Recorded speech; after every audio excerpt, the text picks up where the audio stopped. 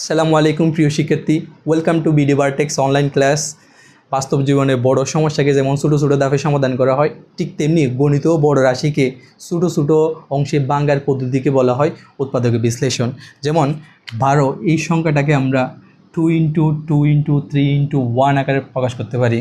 18 এই সংখ্যাটাকে ছোটো ছোটো যদি আমি সংখ্যায় প্রকাশ করতে চাই তাহলে 3 × 3 × 2 × 1 আকারে প্রকাশ করতে পারি। এখানে 2 2 3 1 প্রত্যেকটাই 12-এর উৎপাদক, এগুলোকে বলা হয় ফ্যাক্টর। পুরো প্রসেসটাকে বলা হয় ফ্যাক্টরাইজেশন বা উৎপাদকের বিশ্লেষণ। যেমন 18কে আমি চাইলে 3 × 3 × 2 × 1 আকারে প্রকাশ করতে পারি। এখানে 3 দ্বারা 18কে ভাগ করলে ভাগশেষ 0 হবে। এখানে 3 3 2 1 প্রত্যেকটা 18-এর উৎপাদক। যেমন আমি যদি আরেকটা রাশি দেখি x² + 5x + 6, এই রাশিটাকে যদি ছোটো ছোটো কিছু রাশির গুণফল আকারে প্রকাশ করতে হয় তাহলে আমি এটা এইভাবে প্রকাশ করতে পারি x + 3 x + 2। এখন এই রাশিটাকে আমরা কীভাবে প্রকাশ করলাম সেই জিনিসগুলো আমরা শিখব এসএসসি সাধারণ গণিতের অধ্যায় 3.3 এর উৎপাদকের বিশ্লেষণ থেকে। এমন কিছু কৌশল আমরা শিখব যেগুলো দিয়ে যে কোনো বড় রাশিকে আমরা সহজে ফ্যাক্টরাইজেশন বা উৎপাদকের বিশ্লেষণ করতে পারি। So let's start with BD vertex. কোনো রাশিকে যদি উৎপাদকের বিশ্লেষণ করতে বলে সেই রাশিটাকে আমি কীভাবে ভাঙাবো, আমার ব্রেন কীভাবে চিন্তা করবে, আমি কি পলিসি অবলম্বন করব, সেটার জন্য প্রাইমারি আমি কিছু পলিসি এখানে লিখে রাখতেছি। প্রথমে ওই রাশিটাকে দেখে আমার দেখতে হবে কোনো কমন নেওয়া যায় কি না। যেমন x² + 3x, এখান থেকে উভয় জায়গা থেকে আমি x কমন নিতে পারি। x কমন নিয়ে x × x + 3 অর্থাৎ গুণফল আকারে প্রকাশ করতে পারছি এই রাশিটাকে, তাহলে এটা উৎপাদক বিশ্লেষণ হয়ে গেল। এরপর যদি কমন নেওয়া যায় না তখন আমার দেখতে হবে কোনো ফর্মুলা অ্যাপ্লাই করা যায় কি না। উৎপাদকের ক্ষেত্রে যেসব ফর্মুলা অ্যাপ্লাই হয় সেই ফর্মুলাগুলো আমি এখানে লিখে রাখতেছি। স্কোয়ার মাইনাস বি স্কোয়ার সমান a + b × a - b। আর কয়েকটা সূত্র অ্যাপ্লাই হয়, স্কোয়ার + 2ab + b স্কোয়ার। কোনো উৎপাদক রাশি যদি এই ফর্মেটে থাকে তাহলে এটা আমি সরাসরি a + b হোল স্কোয়ার লিখতে পারি। Square minus 2ab + b square a - b whole square.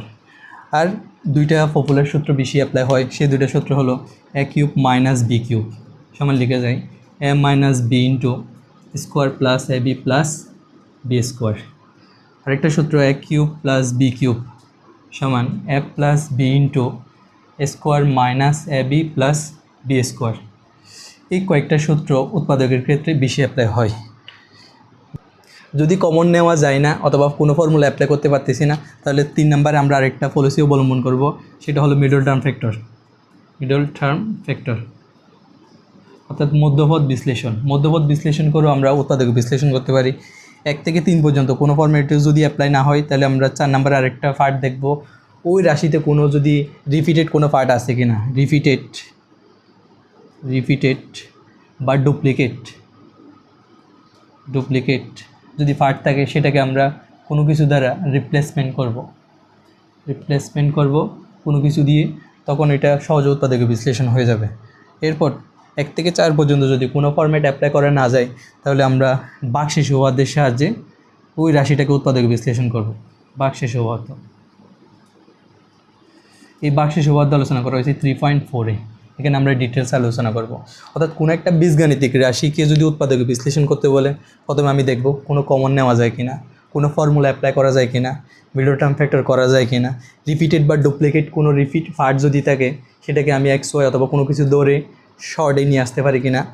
তাও যদি না যায় আমরা ভাগশেষ উপপাদ্যের সাহায্যে ওই ম্যাথটা সলভ করতে পারি কিনা। এগুলো হলো আমাদের ব্রেন কীভাবে চিন্তা করবে সেই ওয়াইজ কিছু পলিসি লিখে রাখা।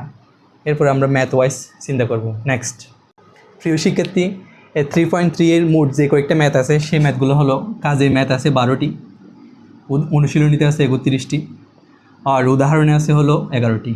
টোটাল হিসাব করলে দাঁড়ায় 54, অর্থাৎ 54টি ম্যাথ আছে। এই 54টি ম্যাথ আমি টাইপ 1, টাইপ 2, টাইপ 3 এই 3টে টাইপের মধ্যে বিভক্ত করলাম যাতে ইজিলি করানো যায়।